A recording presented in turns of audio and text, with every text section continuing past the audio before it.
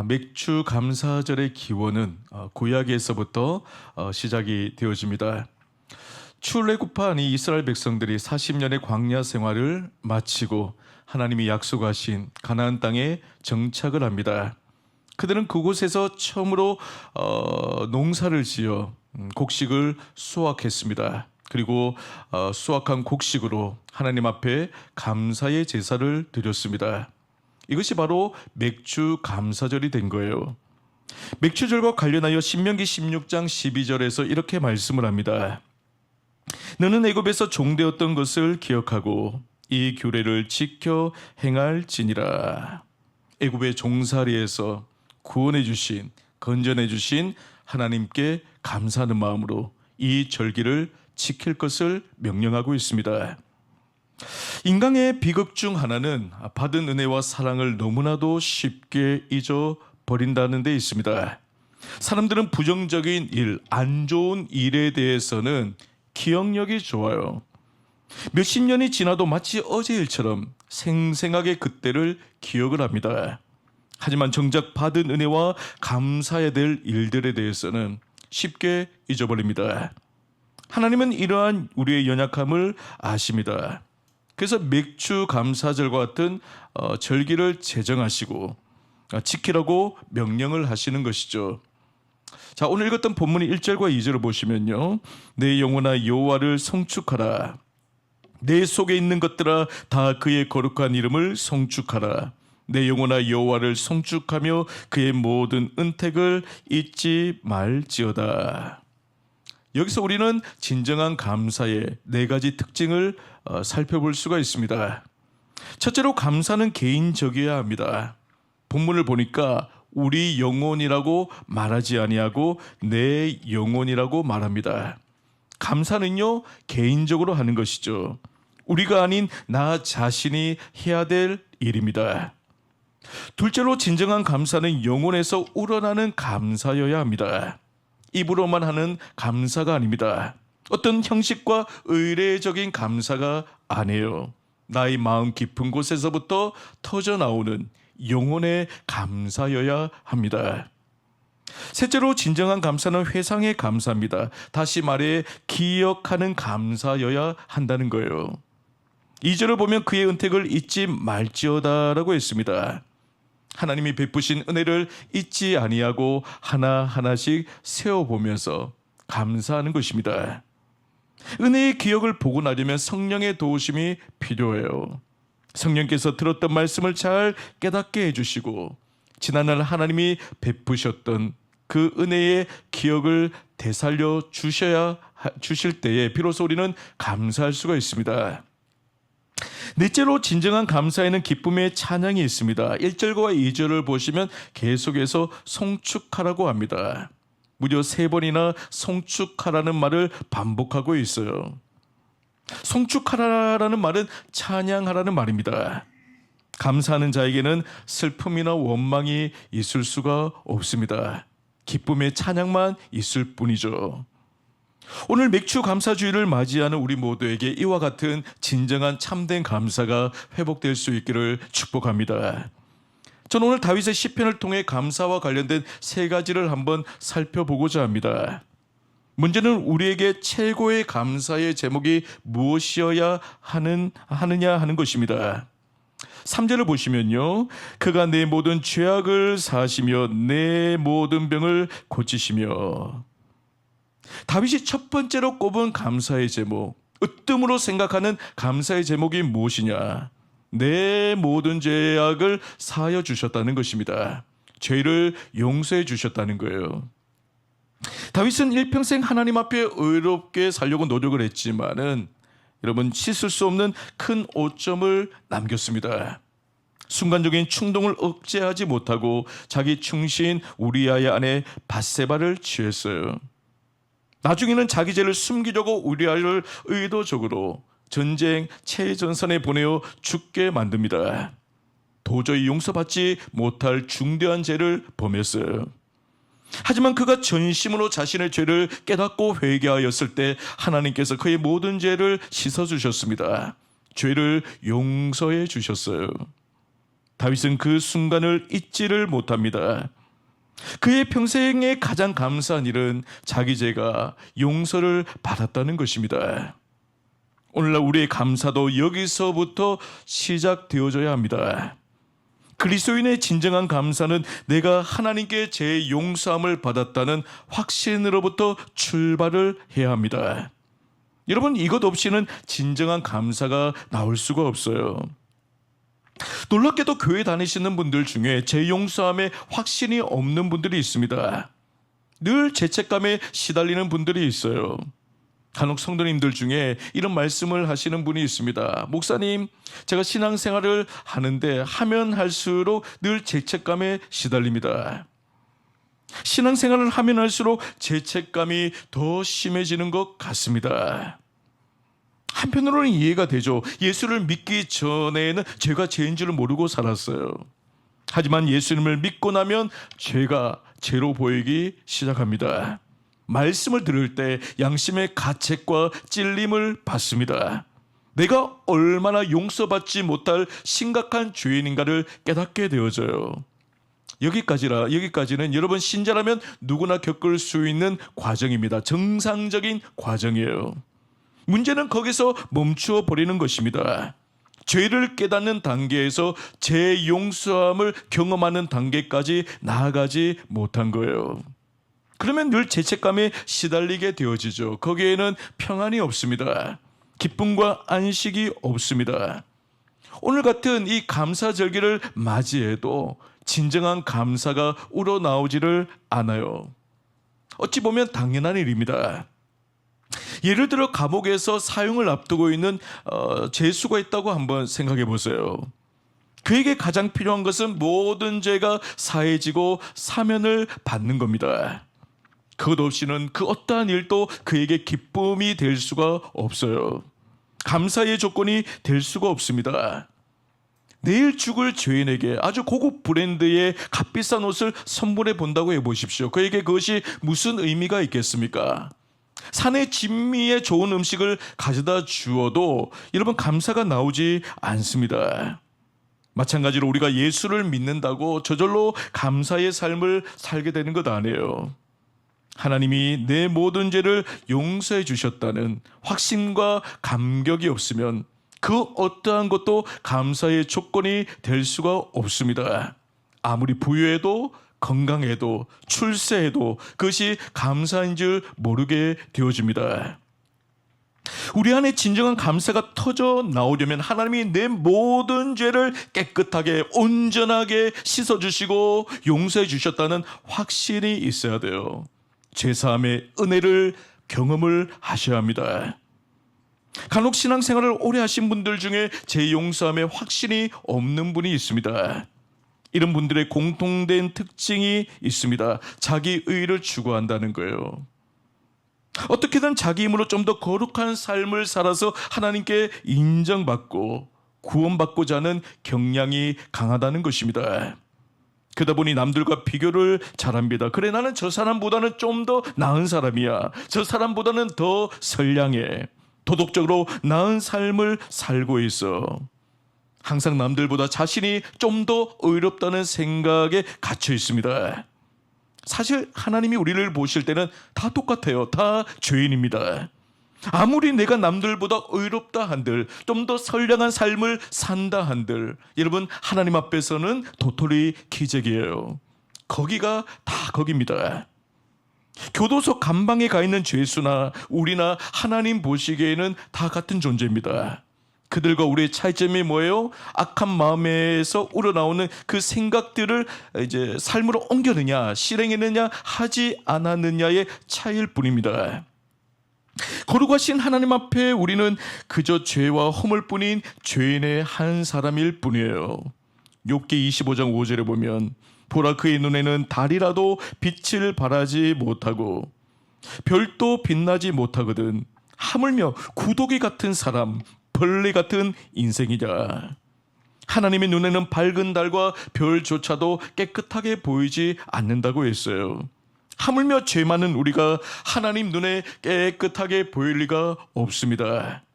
의로우신 하나님 앞에 우리는 구더기 같은 존재요 벌레 같은 존재일 뿐입니다.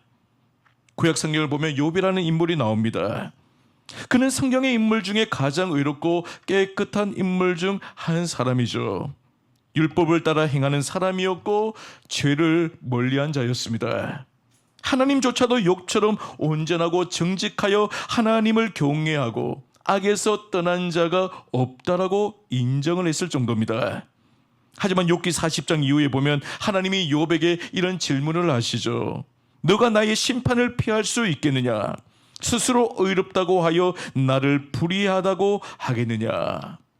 이에 대해 욥이 이런 대답을 합니다.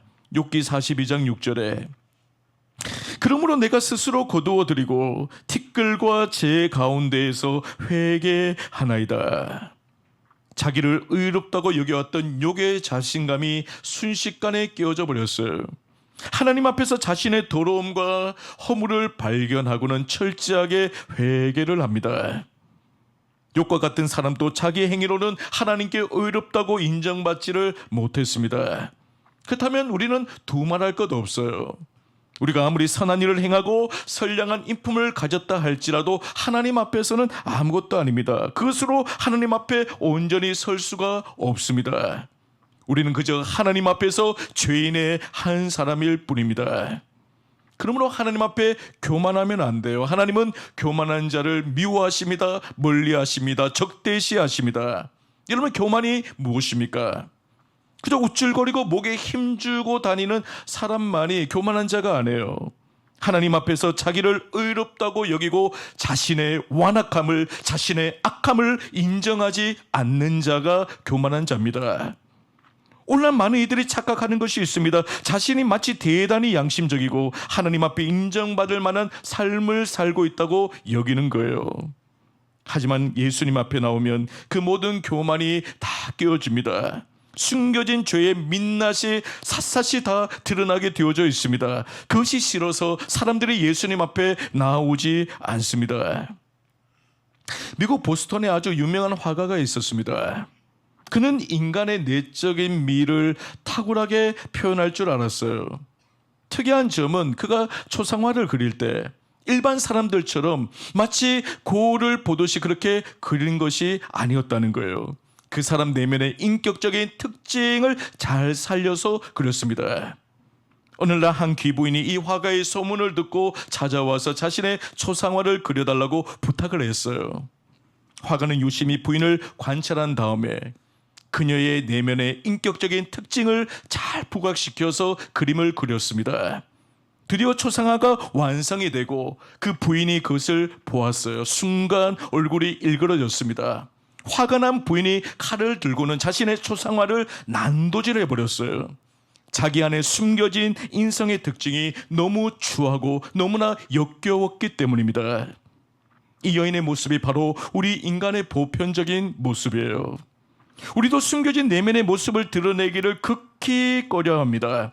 인간 내면 안에 들어있는 것이 무엇입니까? 교만입니다. 거짓입니다. 질투입니다. 증오입니다. 악한 욕망입니다. 그래서 예레미야 17장 9절을 보시면 만물보다 거짓되고 심히 부패한 것은 마음이라고 했습니다. 사람은요, 누구나가 부패해져 버린 자기 내면을 드러내기를 꺼려하죠. 그래서 철저히 자신을 위장하고 감춥니다. 대단히 거룩하고 깨끗한 사람인 것처럼 행세를 합니다. 의의 가면을 쓰고 일상을 살아가요. 저나 여러분이나 하나님 앞에서 다 똑같아요. 다 죄인입니다. 하나님 앞에 서면 부끄럽고 수치스러움을 느끼지 아니할 사람이 없습니다. 우리는 하나님 앞에 솔직해져야 돼요. 자기 가면을 벗어야 합니다. 남들보다 내가 좀 더 거룩하다, 의롭다라고 여기지 마십시오. 하나님 앞에 자기 자신을 정직하게 보셔야 돼요. 자신이 하나님 앞에서 얼마나 큰 죄인인가를 발견하지 못한 사람은 제 용서함의 은혜를, 기쁨을 누릴 수가 없습니다. 감사와 감격이 있을 수가 없어요. 그렇다면 하나님이 우리의 죄의 문제, 이것을 어떻게 해결해 주셨는가? 로마서 3장 21절에서 24절까지를 보시면 이제는 율법 외에 하나님의 한 의가 나타났으니 율법과 선지자들에게 증거를 받은 것이라 곧 예수 그리스도를 믿음으로 말미암아 모든 믿는 자에게 미치는 하나님의 의인이 차별이 없느니라. 모든 사람이 죄를 범하였음에 하나님의 영광에 이르지 못하더니 그리스도 예수 안에 있는 속량으로 말미암아 하나님의 은혜로 값없이 의롭다 하심을 얻은 자 되었느니라. 하나님이 예수의 십자가를 통하여서 우리의 모든 죄를 해결해 주셨습니다. 기독교 복음의 핵심은 십자가예요. 모든 게 십자가에 맞추어져 있습니다. 십자가를 통해 우리는 하나님 앞에 나아갈 수 있게 되었습니다. 십자가를 통해 우리의 죄의 문제가 해결이 되었습니다. 십자가를 통해 죽었던 우리의 영혼이 다시 살게 되었습니다. 십자가를 통해 우리는 거룩한 하나님의 백성이요 자녀가 되는 특권을 누리게 되어졌어요. 자, 그렇다면 다음으로 십자가가 그렇다면 우리에게 무엇을 가르쳐 주는가? 첫째는 십자가는 하나님의 의가 무엇인지를 우리에게 가르쳐 줍니다. 우리가 구원을 받으려면요, 하나님의 의를 만족시켜야 돼요. 우리는 하나님의 의에 대해서 보통 이렇게 생각을 합니다. 좀 더 열심히 믿음 생활을 한다든지 선을 행한다든지 헌신과 봉사하는 것을 떠올리죠. 이것이 하나님의 의가 아니겠는가? 그러한 삶을 살면 하나님이 나를 좀 더 의롭게 여겨 주시리라고 생각을 합니다. 죄를 좀 지어도 적당히 눈 감아 주시고 구원해 주실 것으로 기대를 합니다. 하지만 하나님이 요구하시는 의, 구원에 이르는 의는 이 정도가 아니에요.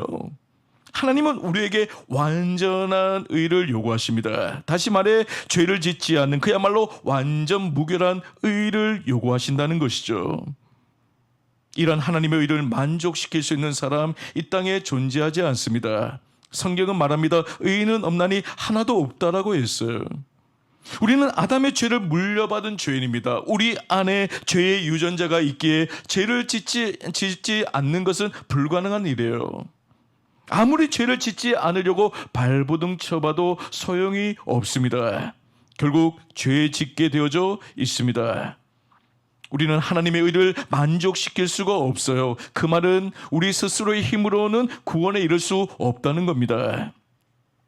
만일 인간이 스스로 하나님의 의를 만족시킬 수 있다, 스스로 구원에 이를 수 있다라고 한다면 예수님이 굳이 십자가를 지실 이유가 없습니다.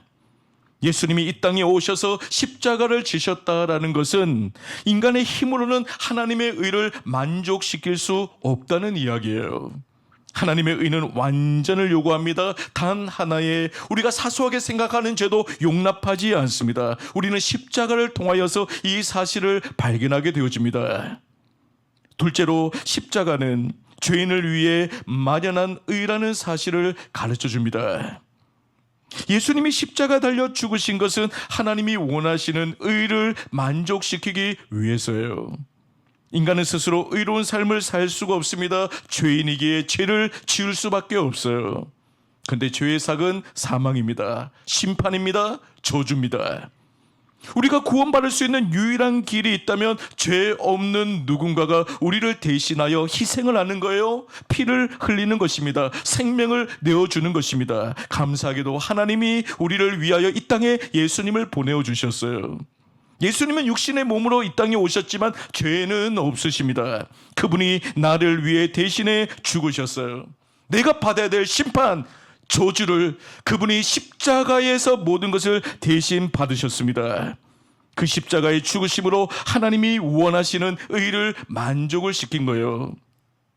하나님의 의를 만족시켜 우리를 구원케 하시고자 하는 것이 하나님의 계획이었습니다.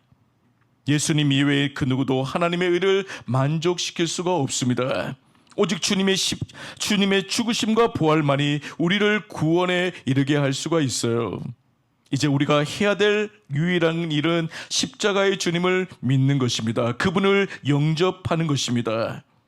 나의 주님으로 받아들이는 것입니다. 그렇다면 마지막으로 주님을 믿을 때 우리에게 주어지는 축복이 무엇인가? 세 가지 축복이 주어집니다. 먼저는 영원한 형벌, 영원한 죽음을 면하게 된다는 거예요. 죄의 삭은 사망이라고 했습니다. 하나님의 형벌 중에 가장 두렵고 무서운 것은 영원한 죽음이에요. 즉 죄로 인해 유황불이 타오르는 지옥에 떨어지는 것입니다. 거기서 영원한 고통을 당하는 것입니다. 이것보다 더 비참한 것은 없어요. 근데 예수를 믿는 자, 그를 영접하는 자는 구원을 받습니다. 영원한 형벌에서, 죽음에서 면제를 받게 되어지는 거예요. 다음으로 예수를 믿을 때 하나님과의 관계가 회복이 됩니다. 인간은 죄로 인해서 하나님과의 교제가 단절되어졌습니다. 관계가 끊어져 버렸습니다. 근데 예수를 믿으면 관계가 복원이 되어져요. 이전에 우리는 사단의 종이었습니다. 죄로 인하여서 여러분 하나님과 원수가 되었습니다. 하지만 예수를 믿는 순간에 놀라운 것은 신분의 변화가 일어난다는 거예요. 죄인된 우리를, 원수된 우리를 하나님께서 자녀로 받아주시는 것입니다. 하나님이 우리를 하나님을 아바 아버지라 부를 수 있는 특권이 주어진다는 거예요. 그로 인해 우리는 하나님과 영적 소통이 가능하게 되었습니다. 기도를 통하여, 말씀을 읽는 가운데, 예배를 통하여서 얼마든지 하나님을 만날 수가 있습니다. 교제할 수가 있습니다. 깊은 영적인 사귐 안으로 들어갈 수 있게 되어진 거예요. 이것이 우리에게 주어진 놀라운 특권입니다. 마지막으로 예수를 믿을 때 예수님의 의를 전가받게 됩니다. 나는 여전히 죄를 짓고 살지만은 예수를 믿을 때 예수님의 그 완전한 의가 나의 의가 되어진다는 사실이에요. 우리 눈에는 보이지 않지만 그리스도를 믿는 순간에 우리는 예수 그리스도의 보혈의 피로 덮여지게 되는 것입니다. 하나님이 그 피를 보고 우리를 의롭다고 여겨주시고 우리를 구원에 이르게 하시는 것이죠. 다시 정리합니다. 우리가 예수를 믿을 때 주어지는 축복은 세 가지예요. 첫 번째는 영원한 형벌에서 면제가 된다는 것. 그리고 두 번째로 하나님과의 끊어진 단절된 관계가 회복이 되어진다는 것. 마지막으로 예수의 의가 나의 의가 된다는 사실이에요. 우리는 이 사실을 통하여서 예수 믿는 사람은 죄 용서함, 죄 사함의 은혜를 받았다는 사실을 확신할 수가 있게 되는 것입니다. 여러분, 죄 용서함의 확신이 여러분에게 있습니까? 있어요? 여러분, 없다면 이유는 분명합니다. 여전히 예수 그리스도의 십자가 공로보다는 자기 의를 더 의지하기 때문이에요. 여전히 나의 의로운 삶을 통하여, 나의 거룩한 삶을 통하여, 완벽한 말씀의 순종을 통하여 스스로 구원에 이르고자 하기 때문이에요. 여러분, 이제 그런 잘못된 자기 교리에서 벗어나시기를 바랍니다. 내가 아무리 의롭게 산다고 해도 그것은 바람 앞에 촛불입니다. 나에게 있는 의는 언제 꺼질지 몰라요. 지켜질 수 없는 것입니다. 우리가 붙들어야 될 유일한 의는 예수의 십자가밖에 없습니다. 여러분, 나의 의를 붙들지 마시고 이미 하나님께서 예수 그리스도를 통하여서 마련해 놓은 그 구원의 의를 붙드시기를 바랍니다. 그때 죄 용서함의 축복을 누리게 됩니다. 여러분, 아무리 큰 죄를 지어도 십자가 앞에서 용서받지 못할 죄는 없어요. 십자가의 은혜는 너무나도 커서 모든 죄를 덮고도 남습니다. 심지어 반복되는 죄라 할지라도 용서받아요. 예수님의 십자가는 우리의 과거와 현재와 미래의 모든 죄까지도 해결해 줍니다. 여러분, 이 사실을 깨닫고 날마다 제 용서함의 은혜, 그 감격을 누리시면서 살아가시기를 축복합니다. 우리가 평생에 감사해야 될, 매일마다 감사해야 될 제목이 무엇인가? 그것은 바로 내가 제 용서함을 받았다는 것입니다. 모든 감사는요, 여기서부터 시작이 되어져요. 우리 모두가 하나님이 예수 그리스도의 십자가를 통하여 허락하신 그 구원의 은혜, 죄사함의 은혜를 깊이 깨닫고 날마다 그 은혜에 감사하며 살아가는 우리 모든 성도들 되시기를 주의 이름으로 간절히 축원합니다.